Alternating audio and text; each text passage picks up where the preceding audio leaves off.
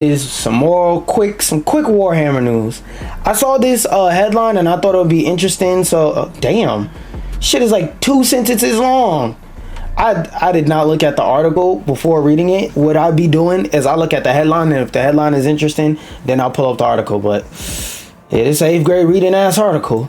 Anyway, along with detailing graphics and blah blah blah blah blah blah blah, confirmed by CEO Tim Whippets, whatever the fuck that name is, Tim Whippets. Crossplay is fully supported. Okay, we heard that.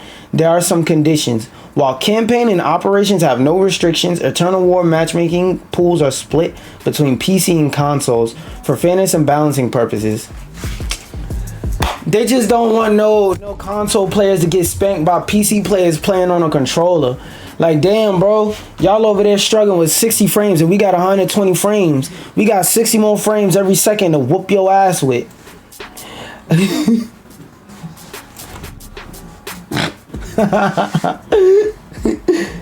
Anyways, crossplay can be turned off, and no, there's no support for LAN play. That's a really sad thing to see, man. Yeah, I clicked the wrong button. The force habit, but that's a sad thing to say, man. I really miss LAN playing games. I even still got, I would take it, but I got my NPC on top of it that's collecting dust and whatnot. But like, yo, I hate the idea of like local play going to the wayside, because like there's still people who like locally playing the game against other people, and I don't like this idea of an online only future, because that just makes the socialness of gaming more isolating, because it's not the same playing somebody online versus when you're sitting next to them getting accused of screen watching because you beating their ass. It's not the same, man. On another note, the developer confirmed class restrictions. Yeah, they said that there's going to be basically role lock in this game. So depending on the mode you're in, it's going to be either maximum of 2 of the same role on a team, same class on a team, or 1. Depends on the mode. Formerly only offers Space Marine from each class, while the latter only 2 players, blah, blah, blah. Alright. That was just some quick Warhammer Space Marines updates. I don't know, man. It's looking kind of spooky. Oh man, another game. I'm looking forward to this game, especially because it's free to play. Like, I'm not really a Harry Potter fan, but any game that's somewhat competitive will at minimum pique my interest. It may not keep my interest, it may not retain my interest, but at minimum it'll pique my interest. And I think so far everything I've seen from Quidditch, which isn't much, but the little bit that I have seen is piquing my interest. But as I'm hearing more about the game, I'm hearing that the stuff around the game is going to be pretty bad. I hope it's not a multiverse situation where the core game is good, but there's so much like stupidity and negativity around that core that like it's just not worth it. Because like Multiverses is legit a fun game, but then you gotta realize that whatever character that look cool in Multiverses that you want to play, basically you're gonna have to pay for them unless you're lucky, or you're gonna have to grind 100 billion trillion million quintillion hours. Or like you see a cool skin, you're not gonna be able to get it for free at all. Like, it's just, and like the over monetization in the game and the way that they just flash in your face stuff that's monetized, or if you just want to play basic features in a game, you basically are forced to pay, or they give you slight workarounds that are damn near impossible to use, to the point to where there's no practical way to do it in the game, but there's a practical enough way for them to legally be able to say, but you could. I hope Quidditch doesn't turn out like that, but I'm hearing some scary things about this game so far. But let's read on. Bullet points. In Harry Potter Quidditch Champions, catching the golden snitch won't win the game. Actually, you know what? You know what I meant to do? This is what I meant to do. Let's go to youtube.com. And yes, my YouTube will look different. Just go on a random homepage. Just a homepage I'm gonna just go to the homepage to show you what I'm talking about. Dude.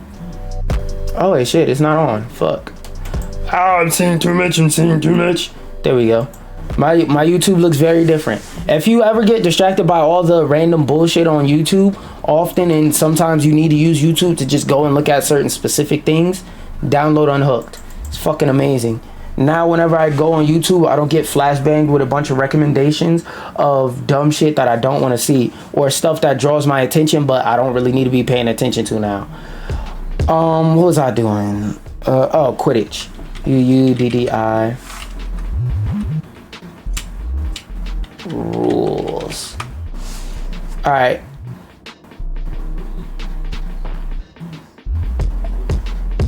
Uh, 5 minutes.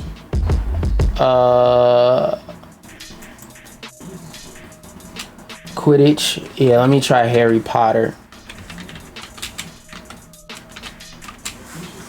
There we go. A lesson in Quidditch. There we go. Because I've never actually watched all the Harry Potter movies. They just don't. Shit. I just realized. You gotta play the music. I'm gonna turn up the volume on the music. So, okay, so basically you steal that, the game is over. Hold on one second. Let me moderate this page so I can ban the fuck out of you. Because you just don't know how to come in and chill. 1 second, y'all. Because you never want to come in and be normal and say hi. You always got to come in and say some weird shit. And JK Rowling, oh my god.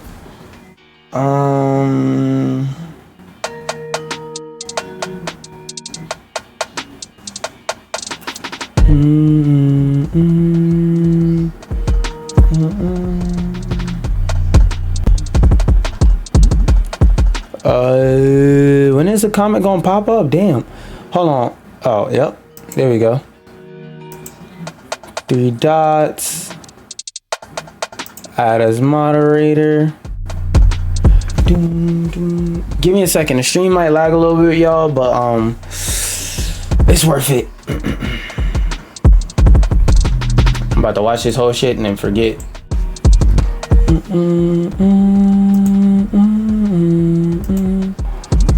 Oh, because I'm tired of this shit. Add as a moderator. Yeah, I'm ordering this account. That's cool to know. All you doing is just letting me know to look out for those two. I'm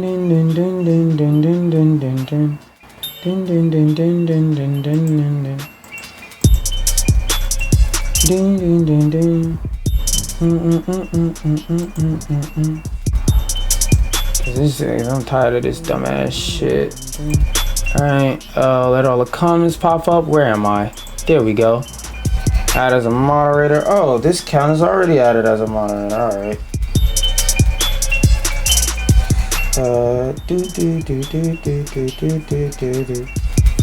The fuck? Version confirm. Alright. We got more than this account. Let's see. Again, go ahead with the comments. Oh, I gotta click the 3 dots to do moderation stuff. Yeah. Get the fuck up off my page. Tired of you.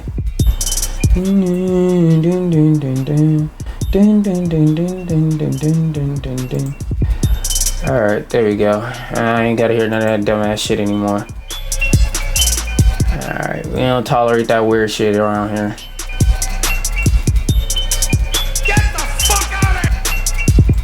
We don't tolerate that weird shit around these parts. Just because your parents don't love you, and didn't pay you attention, don't mean I'm gonna pay you attention. Get the fuck out of here. Alright. Anyway, now that that's over, there's a new... Wait, what was I talking about? Oh, I watched the Harry Potter Quidditch rules real quick. Alright. Harry Potter Quidditch. Golden Stitch will work way differently than it does in the books. So... I don't know if that portion stayed in or not, but basically I just watched the movie explanation, and more or less if you steal a golden stitch, which isn't that easy, the game ends instantly. So we're gonna read this article and see what they changed about that, because like, I'm not gonna lie, as a gameplay mechanic, that sounds fucking annoying. So gameplay, lore accuracy wise, it's not a good change for real, but in terms of making a fun game, it's like, yeah, there shouldn't be a mechanic where if I catch this little golden ball at the beginning of 1 second into the match by mistake, the whole game ends. That's not fun. All right, matches will end when a time limit expires or one team has amassed at least 100 points. Catching the golden stitch will only award a team 30 points instead of the usual 150. That's fair. That's fair. This is not an instrumental. All right, there we go. Harry Potter. No, skip those two. That won't be the way that it works in Quidditch Champions. However, a new pre-release launch trailer explains that the old rule stating that the game can only end in the event of the Golden Stitch capture has been removed, with matches now ending at the expiration of a time limit when one team has amassed at least 100 points. Just like in the source material, a chaser throwing the quaffle through the hoop is worth 10 points, but the value of a Quidditch champion character catching the stitch has been reduced drastically to only 30 points. Many wonder whether sequels will continue to compete after the Golden Stitch has been caught. The trailer confirms that the game will let players take on all 4 roles. The team, what the fuck? So there's no role lock? Because like, to keep it accurate to the source material, I would hope there's a role lock so that the team makes more sense.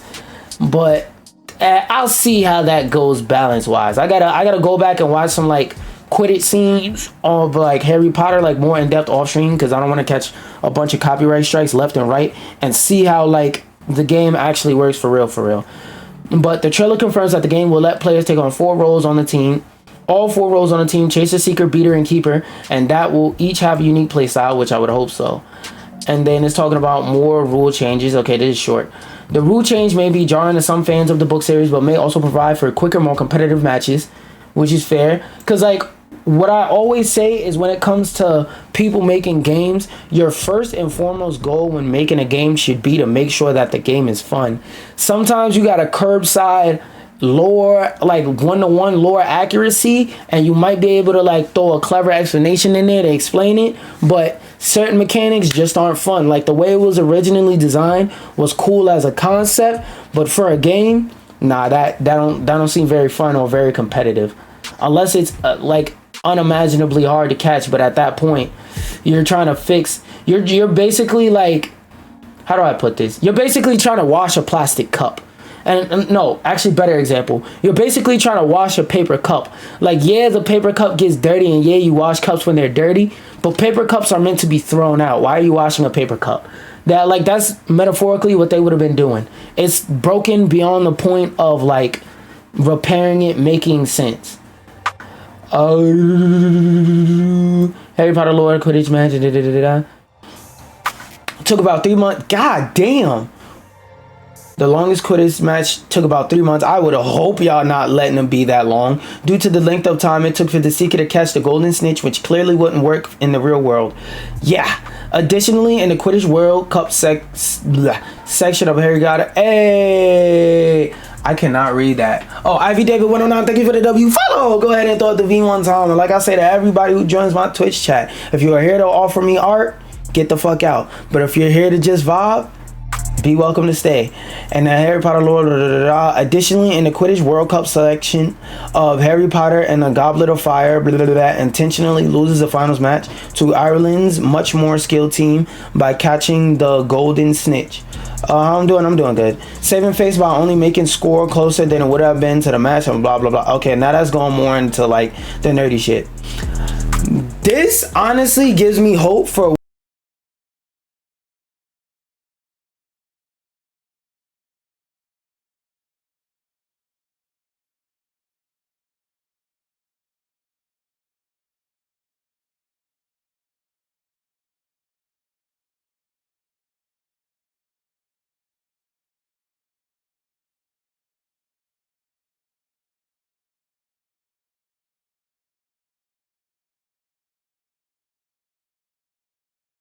other creative things you can make if making engaging and good gameplay isn't your strength, or you can get somebody who can make fun and engaging gameplay to actually like make some fun and engaging gameplay.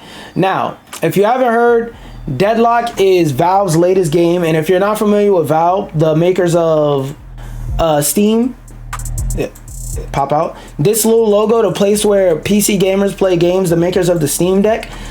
Back in the day, back in my day, well, actually technically that was before me because I was like the early 2000s, but Way back in the day, Valve used to make games. For example, they made Half-Life, they made Team Fortress, they made a plethora of other games, but it's been about 20 or so odd years since they've made games. This is their first attempt at making a game since then. Actually, no, I might be capping. Fuck, what's the name of that VR game they made? Damn, I can't remember. Oh, Half-Life Alyx. This is the first game I think they made since Half-Life Alyx, but I'm not sure if like Valve actually developed that. I think it was just the use of their IP, but still. They used to make games, and this is about their latest game. It's a brand new game, Deadlocked. So what? Okay. Why is it so weird? Yeah, because I don't know too much about Deadlocked. Good. Welcome to Full Damage, the best source for the biggest gaming news. Strange for a few reasons.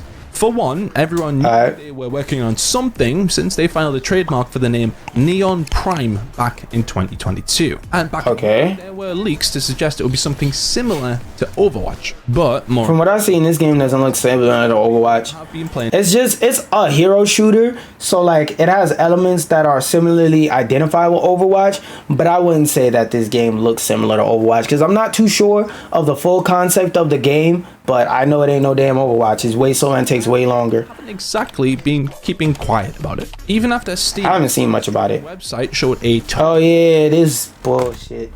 This is not a bad thing. I'm just mad because like niggas pulled up the Steam stats for alpha for this fucking game and they're praising it. Never even touched the game versus Concord. They had an opportunity to play the game for free and still didn't fucking play it and complain that it was 600 people online. Instead of trying to up that number, they just complained. People playing it. Valve still denied it. And when The Verge ran a preview of the game that apparently didn't exist, Valve banned the writer from matchmaking in the game that didn't exist. Some think that they've been using the mystery. Nah, I'm not gonna lie. That's crazy work, man. My button was supposed to activate. Oh, I didn't press hard enough. How the fuck you get banned in a game that ain't even come out yet? That's... Nah, bro. Around Deadlock to build some hype. And if that is the case, it definitely worked. Because immediately after the official reveal, the number of concurrent players on Steam rocketed up to almost 90,000. And how the fuck... How the hell did this game rocket to 90,000 players if it's in closed alpha? That's what I want to know. How the fuck your alpha closed, but the number of people playing it is steadily going up and up and up? Feels like a marketing tactic to me. Deadlock is still in early development. Those are some impressive numbers. Speaking of it... Well, I mean, technically speaking, all Steam games are always in early development. The prototype actually used assets from other Valve games like Left 4 Dead, Dota, and Half-Life. That's some examples of other games they've made. Hey, fucking Airy Perry 45, thank you for the W follow. Like I say to everybody that comes in here, if you're here to offer me some art, fuck you. But if you're here to just vibe and chill, don't be afraid to stay. Told us. But don't worry, it is looking a little more polished these days. So what actually is it? Deadlock is a genre mashup between a hero shooter like Overwatch and a MOBA like League of Legends. It's 6-on-6, and the goal is to slowly push back the enemy as NPC minions march down different lanes towards the opposing. Okay, so yeah, this is the part I did know. This game, it's not a hard MOBA like Paragon or something like that, but it's more of like, from what I've seen and what I've had explained, it's basically like a faster Paragon. Levels up and unlocks new abilities, and you can purchase new perks to become even more powerful. And the match ends when you destroy the other team's patron, which is basically a big floating robot with laser beams. Right now, there are only 20 playable characters, but if for a game that's in early development, having 20 characters is still pretty good. Anything like other MOBAs, that number will rapidly increase after release. So, is Deadlock actually good, or are people just getting hyped because they love Valve? Well, it's tough to say right now. Yeah, I was about to say, nobody can get their hands on the game technically. So far. This game's gonna take the over. There's a lot of games that were overwhelmingly positive out of the gate before released, and they came out and the games were ass. Example, Valorant. Oh my god. Dude, it's really fun. I don't trust Shroud's opinions on gaming like that. Nigga said that Wukong was gonna be game of the year. No, it's not. If Wukong is game of the year, it's rigged. On Deadlock is if one of the current playtesters invites you as a friend. If you can't do that, then you might be waiting a while because there is no confirmed release date just yet. Until then, keep it locked here for more on Deadlock and all of the gaming news. I don't know. To me personally, it feels weird to have a game with no release date that you can only get into by invite, but it's in early development, but you got 90,000 people playing it. Now, I'm not no fucking marketing expert, but a common marketing tactic used, and this doesn't matter what industry you're in, a common marketing tactic that's always used is, I'm forgetting the term, fear of missing out, FOMO. The fact that a lot of people can't get into this game and play this game will make it so that if they play this game, let's say this game releases, God forbid, because I don't wish failure on any studio. Let's say this game does come out and it absolutely fucking sucks. Like, it's Valorant levels of what the fuck is this? I hate Valorant, just if it wasn't clear. Not more than 2K. I just don't really like Valorant. Anyways, point of what I'm trying to say is, let's say it comes out and it's not that good or it's not that hype. The fact that you weren't able to get into it before will basically give you a type of, for lack of better words, sunken cost fallacy that'll make you believe that the game is better than what it really is, for the simple fact. What the fuck? Is my stream not going on Twitter anymore? But basically wait, where's my phone? Basically, you'll get fear, you'll start suffering from FOMO, and you'll start believing that the game is better than what it really is because you weren't able to get into it and you had to wait so long and like look from the out and sit there on the outside looking in, seeing the game. Damn. Wait. Hold up. I'm confused. Is my shit not streaming? Okay, no, it is still streaming. I don't know why the fuck it said that. Anyway, you've been sitting on the outside looking in for so long. It's like, damn, I want to play. You make it in your head better than what it actually is. Oh, I thought that was something like that. In your head, you make it seem like something better than it actually is. Now, here's some funny news I saw about Deadlocked. Deadlocked players reportedly are being permabanned already for abusing pauses. So I don't have to read the article. I'll scroll down some. If you want to pause and read it, there you go. There's the top of it. I'll give you 1, 2, 3, 4, 5, 6, 7, 8, 9, 10 seconds. Here's the rest if you want to read the rest. Oh, that's different stuff. Then there's the rest if you want to read the rest. And then here's a couple tweets. Oh, hey, yeah, let's watch this Tiki talk about it. And let's look at this screenshot. So basically, you're allowed to pause the game, but it pauses for everybody. It doesn't just pause for you. Member of your party, young stroker of the body scatcher, is permanently banned from this mode. Oh, alright, yeah, let's watch this video about it real quick. Press P to aim lock. What did I just do? Press P to unpause. Wait, can I just keep you guys paused? Yes. For 20 seconds. Guys, nee, this is actually good because we need a pause. Everyone get some water, get some fresh air. Get some fresh air. My friend. We tilt the enemy team. Take your pause, trust me. Mental warfare, take your pause, bro. Yes! Dude, this tilts the fuck out of them, I swear. Wow, I'm not gonna lie, that's kind of cheesy. I feel like they should cut that feature off because, like, that's one of those things where I don't think them tilting people is like a skill issue or anything. That legitimately seems like an annoying ass feature. Like, what do you mean I just get to pause a game that already takes a fucking hour for another 20 seconds? It's like, come on, man. That's not a fun mechanic. I think they should switch that up. 20 seconds, still too long. Because, like, if you're gonna add a pause, add a meaningful pause. What the fuck I'm finna do in 20 seconds? Like, 20 seconds isn't even long enough to go to the kitchen, fumble around in the fridge, and get some ice out, get a cup, put the ice in a cup, and put the water in the cup before the game restarts. And now you gotta risk being AFK, like activating an AFK timer.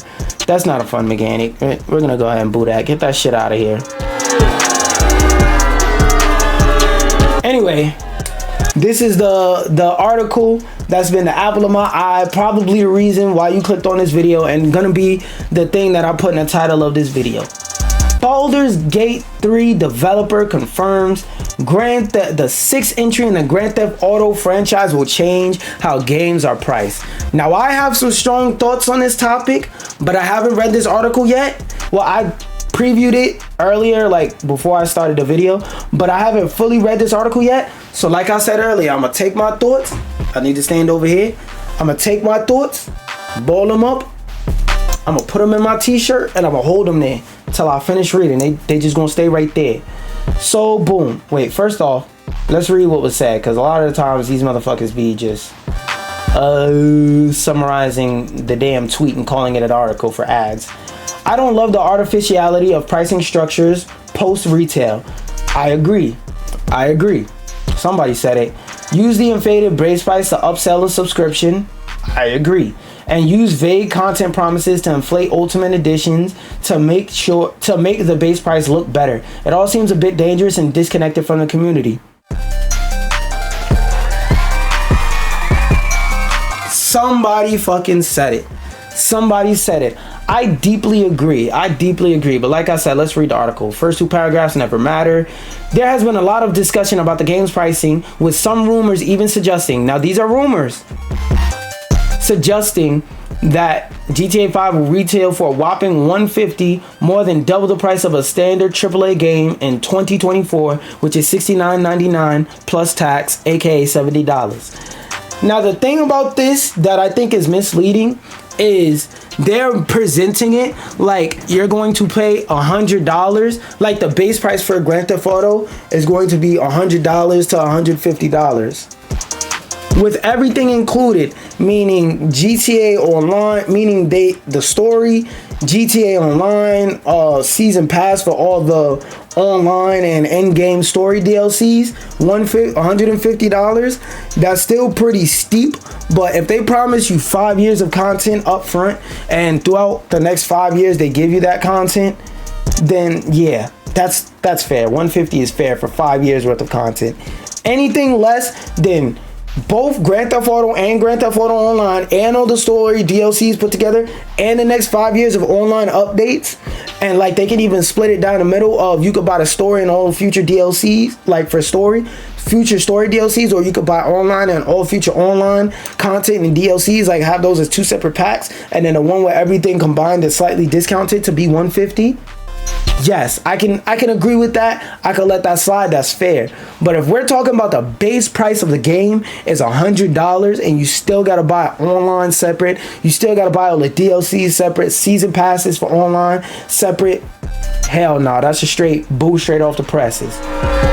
It turns out players aren't the only ones who suspect that 6 entries in the Grand Theft Auto franchise, well, 6 mainline entry in the Grand Theft Auto franchise will be more expensive.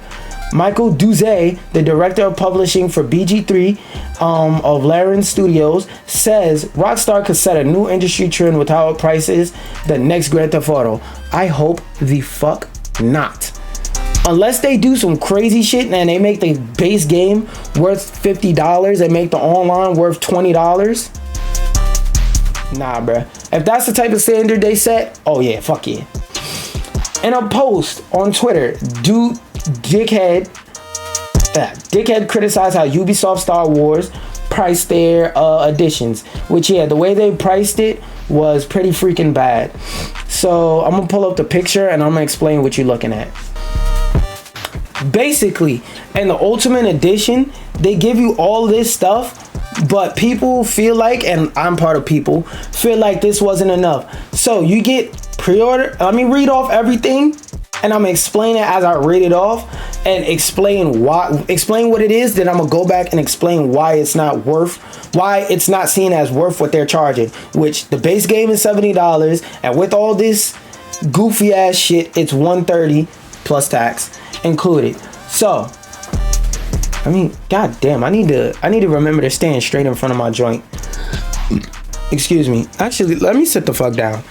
So basically, the base game for Star Wars Outlaws is $70. That's the same price, same base game price for every modern day AAA game, right? Now I don't remember what the pre-order bonuses were, but it was some basic bullshit like some cosmetics or something like that. Not a lot of people feel like cosmetics are worth charging exorbitant prices for, so but it is a pre-order bonus, meaning if you buy the game after it comes out, you won't necessarily get the pre-order bonus, but it's not like the end of the world, right? 3 days early access. For an Ultimate Edition, getting 3 days early access, like I'm paying an extra $30 to play the game a couple days before everybody else. Like, nigga, I don't know how I feel about that. Season pass, meaning all the DLC for the game that's coming out in the future, in theory sounds like it's gonna be a good thing. In theory it sounds like it's gonna be something that is very valuable and useful, but the reason why people don't like this is the blindness of it. Because what if the season pass is 5 DLC packs of straight ass? Now you just paid an extra $30 to play a game 3 days early that, let's say you order it off of Amazon or you gotta go buy it from Best Buy, you can't even play 3 days early. With the season pass, you got 5 ass tier DLC packs. This is a bunch of cosmetics, just make it unlockable. This, if I'm not correct, is all unlockable. Digital art book, you're gonna get all that shit for free as a PDF a week after the game is released. Very not worth it. So like everything in this bundle right here should have just, like this right here, these 2 and these 4 should have all just been pre-order bonuses, and it would have made a whole lot more sense and been a whole lot more fair. But instead they upcharge you an extra $30 for a bunch of nothing burger ass features that don't actually improve the gameplay of the game. Like I said, the jury is still out on the season pass for the DLCs, and I haven't looked into the details of it, but still, the reason why people were mad is because, like I said, what if they release 5 ass burger, nothing burger ass DLCs? Anyway, almost all games should cost more at a base level because the cost of making them, inflation for one, is outpricing trends. No, hell no. Oh, he had a second tweet. Inflation for one is outpacing them, but I don't think we'll get there with DLC promises so much as quality and communication. Everybody's just waiting for GTA 6 to do it. Lol. No the fuck we're not. Boo this nigga. We do not get, dear game developers, we do not want GTA 6 to cost an exorbitant amount of money. Dear game developers, do you know why Grand Theft Auto is popular right now? Because people who play video games, people who actually play video games, we're not talking about people who play Fortnite. Because like one thing COVID really did is it gave a lot of these companies inflated ass egos and made them think there are more gamers out there than there really is. Because like everybody was trapped inside, so everybody had a little brother or a little sister or a friend that they saw always playing PlayStation, so they said, fuck, I'm stuck inside and I can't do shit. Let me go on Amazon, order me a PS4, because you can't get a PS5 right now. I'm speaking from the perspective of 2020. Can't get a PS5 right now, so let me order a PS4 and play some of these games that I'm always hearing about. Or let me go sit down with my nephew or son or whoever, younger brother, whatever, that I live in a crib with, and see something about these games, and they see a Fortnite or something like that and they go, oh, this is cool. They see an Among Us and they play with all their friends and they go, whoa, gaming isn't for nerds. There are losers and nerdy ass niggas that play games, but gaming isn't for nerds.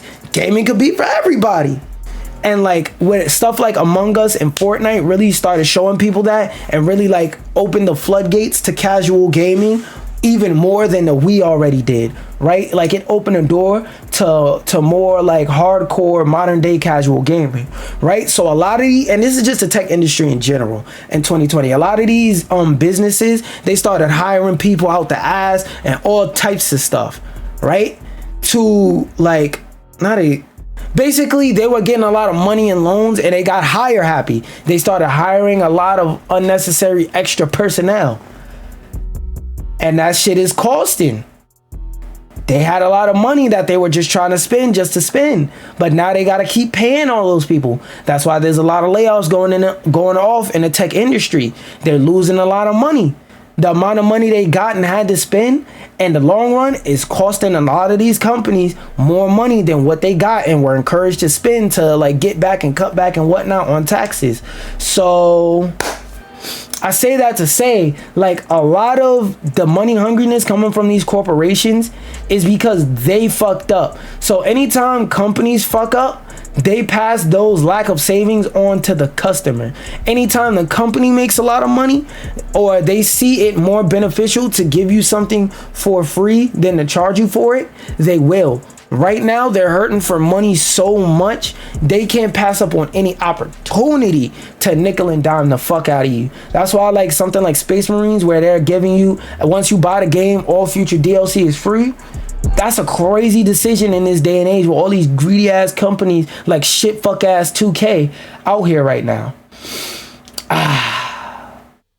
And then on top of that, another thing I want to add is the reason why games used to cost like $60 and all these types of crazy prices is for the simple fact that these companies used to have to pay for a CD to get made. They used to have to pay for the box, on top of development costs, on top of having to pay stores to shelve it, like having to pay stores for shelving space and stuff like that. So there was way more costs involved versus nowadays, after you develop the game, you click upload.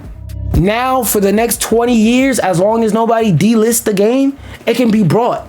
It costs almost nothing to do that versus if you put a game out digitally and only 100 people buy it, you lose way less money than if you print 1 million copies of this game and send it out to stores and reports come out only 100 people ever bought the game.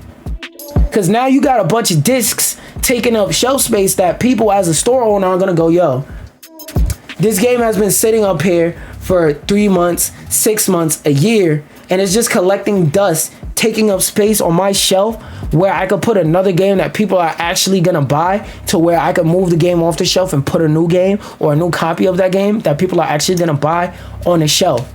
You know, so like it's a waste of resource. It's a lot more risks involved when you make a CD versus when you make the game digitally.